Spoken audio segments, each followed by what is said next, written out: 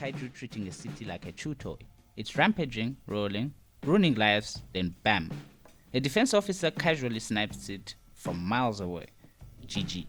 Enter Kafka Hibino. He's our MC. Nothing special, just a kaiju cleaner, scrapes kaiju guts off buildings. Meanwhile, the 3rd Division gets all the love attention for killing monsters. Kafka finishes a hard day of glorified janitor work as home. He's reminded of a childhood promise he and Captain Amina Ashiro of the 3rd Divisions once made to destroy all kaiju.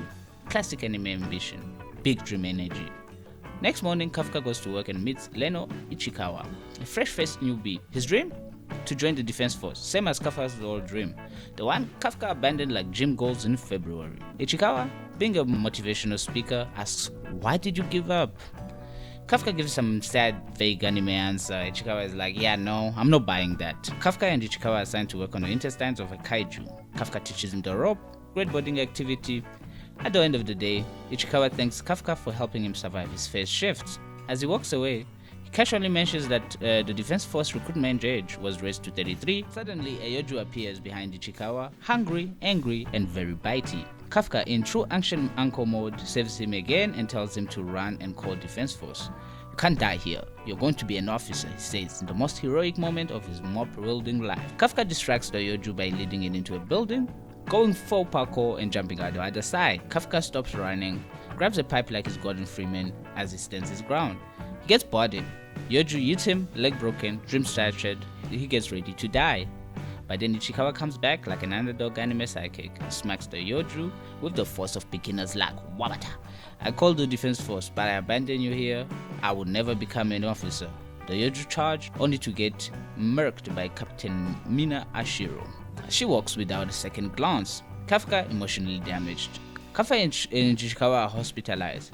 Ichikawa thanks him, and Kafka gets inspired to go back to chasing his dream. Suddenly, a weird kaiju bug floats over Kafka, whispers, "Found him," in the most cursed voice possible, and flies straight into his mouth. Kafka starts convulsing like he's having a full-blown exorcism. Ichikawa pulls back the curtain and sees Kafka now transform into a giant kaiju. They scream hard. An old man sees this mess and magically summons his phone into his hand like he's in Naruto and calls the defense force. Kafka panics. Ichikawa tells him to run, guessing correctly that the defense force is already on its way. Kafka cries mid-transformation and flees the hospital full of despair. He believes he's ruined his chance to ever join the defense force. Suddenly, Kafka discovers a new kaiju ability. He can sense other kaiju and identify their types. Meanwhile, a Yoju is about to chow down a little girl trying to save her mother. Kafka jumps in, Master Formano, and slaps the Yoju into the next week. He saves the mom, but the girl is scared. He silently walks away. She thanks him. Kafka is not giving up on his dream. He's gonna become a defense officer. The defense force arrives, confused by the destroyed Yoju and lack of monster-slaying sniper. Ashiro questions the girl, who tells her that a nice kaiju saved them. Ashiro, Brainy XC, has encountered a paradox. A pester of Kaiju number 8 is issued. He's now officially a wanted monster. 3 months later, the defense force still hasn't caught him. Kafka holds the record as the first kaiju to successfully disappear. He and Ichikawa apply for the defense force exam. They get accepted, they go. They meet Kikori Shinoyomi, a blonde girl with serious rich kid with issues energy.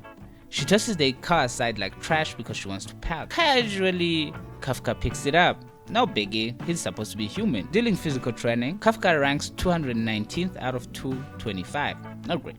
Kikori, she's a prodigy.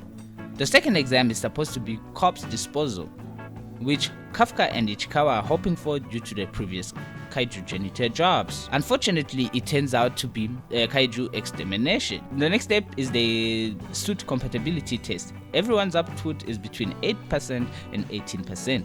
Kikoru, a whopping 46%. Kafka, a whopping nada. Kafka ends up playing support, using his kaiju knowledge to help the team navigate the battlefield. A second kaiju attacks and catches him off guard. Kikoru solves him. Exam proctor Hoshina suggests that Kafka quit. Kafka refuses. His suit output increases by 0.01%. But hey, it's growth. Ichikawa shows he's actually a good friend and reminding us though that this is a comedy anime.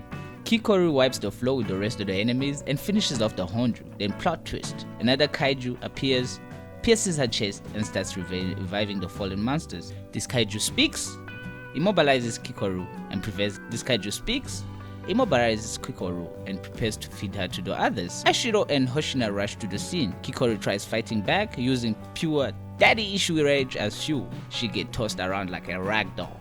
Just as Hanju charges a beam attack, Kafka appears, praises her efforts, transforms into Kaiju No.8 and tanks the hit. Turns out he has a fortitude rating of 9.8. He's a Kaiju Superman. He one-shots the Honju. Ichikawa finds him. Kikoru passes out. Kafka and Kikoru are hospitalized. Ashiro personally thanks them. Kikoru lies, saying she killed the Honju to protect Kafka's secret. But the talking kaiju, the one who revived the monster, has taken human form, is working at Kafka and Ichikawa's previous jobs. Suspicious much? Kafka and Ichikawa officially pass the exam. Kafka becomes a cadet, not a full officer yet. Kafka tells Kikoru everything. She agrees to keep his secret as long as she gets to kill him if he ever turns evil. Fair deal. New recruits go on their first mission. Everyone is doing great except Kafka, but he uses his knowledge to identify weaknesses in the Yoju, helping the squad out tremendously. Ashiro kills the main Honju, then the body bursts a dozen Yoju. Ichikawa and Ihari encounter Kaiju No.9 in his human disguise. He wrecks them, but Ichikawa learns to read his timing. Iharu returns to save Ichikawa, but they are both trapped. Ichikawa starts getting tortured. Just as No.9 is about to kill them, Kaiju No.8 enters the chat. Kafka nearly kills No.9, but the defense force shows up. Hoshina and Kaiju No.8 encounter each other. Hoshina fights Kafka. He manages to escape without doing damage to himself or his captain. But now, they know there's a talking Kaiju No.9. While studying late, Kafka sees Hoshina training to fight Kaiju No.8. Suddenly, flying Kaiju invade. A Daikaiju reads them with an 8.3 fortitude. It fights Hoshina. Kafka does what it does best, which is finding weak points of the Kaiju. Kikoru strong arms one with her new weapon, and being the only one who can, as the rest cannot penetrate the armor.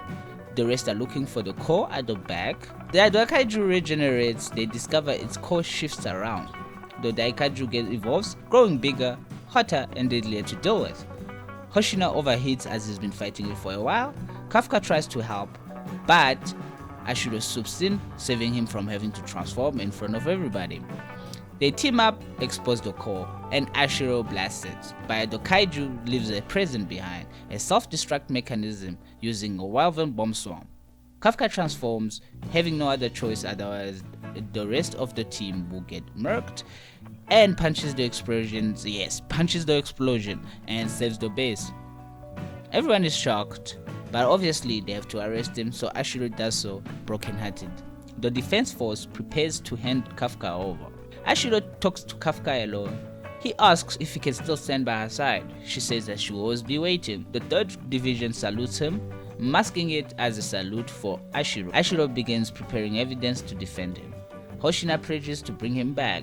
Kikoru pleads with her kaiju-hating father, the defense force director, to please save him. He evaluates Kafka himself. He blows off Kafka's arm. Kafka loses control and gets taken over by the kaiju. The director fights him solo and holds his own, but the Kaiju No.8 adapts, nearly winning, but Kafka stabs himself, regaining control and shouting his name, because he says he cannot kill Kikoru's father in front of Kikoru. Ashura testifies for him with glowing recommendation.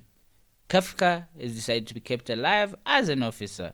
Some on the council are furious. The 3rd Division thrilled. Meanwhile, No.9 is learning everything and he's getting stronger. Yeah, but we shall discover on tomorrow what continues on. Thank you for watching. Please do hit like, subscribe, and comment what you think this season 2 has got for us.